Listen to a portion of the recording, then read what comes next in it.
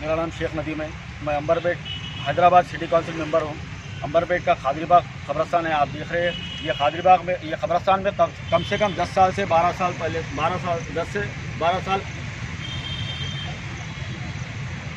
10 से 12 साल हो गया यहाँ बोर्ड लगा के कब्रस्तान की जगह बहुत बड़ी किल्लत है, इधर कब्रस्तान की जगह की गुंजाइश मत करिए बल्कि लिखे हुआ है बोर्ड पे। लिहाजा मुसलसल 10 से 15 साल से फिर रही continue MR office, collector office, Waqf board सब जगह फिर रहे, मगर कोई हमारे कोई बात को पकड़ के कब्रस्तान को अलाटमेंट नहीं कर रहे। कोई भी अगर MLA रहन दो या MP रहन दो, इलेक्शन के दरमियान आके इलेक्शन बड़े बड़े दावे कर देते, कब्रस्तान का अंबरपेट का इशू है, कब्रस्तान मैं दिलाता हूँ बोलते, मगर कोई भी कब्रस्तान के ताल्लुक से बात करने का तो MLA साहब बोल रहे हैं कि अंबरपेट में गवर्नमेंट लैंड नहीं है, लिहाजा कहाँ अपन दे सकते बोल के पूछ रहे।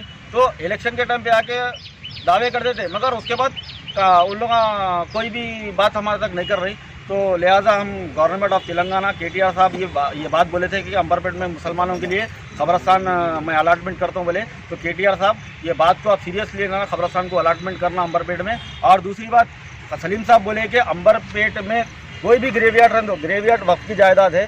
कब्रस्तान में देखिए आप, ये आज की डेट है, ये आज 1200 रुपये लिया गया और दफना खोदने के लिए लेबर चार्जेस अलग है। तो टोटल मिला के 5000 रुपये खर्चा हो रही। हर गरीब को कोरोना क्राइसिस से गरीब बहुत आवाम परेशान है। लिहाजा सलीम साहब का जो स्टेटमेंट है उस ताल्लुक से मैं बोलना चाह रहा हूँ, सलीम साहब अगर आप ये लोगों के ऊपर एक्शन मुतवली और यहाँ की मौजूदा कमेटी के ऊपर आप अगर एक्शन नहीं लेंगे तो लिहाजा हमको इस ताल्लुक से एक्शन लेना पड़ेगा। लिहाजा ये बात को आप सीरियस लीजिए। अगर आप सीरियस नहीं लेंगे इस ताल्लुक से तो अंबरपेट की आवाम खामोश बैठने वाली नहीं है, इसका रिप्लाई हम बराबर देंगे।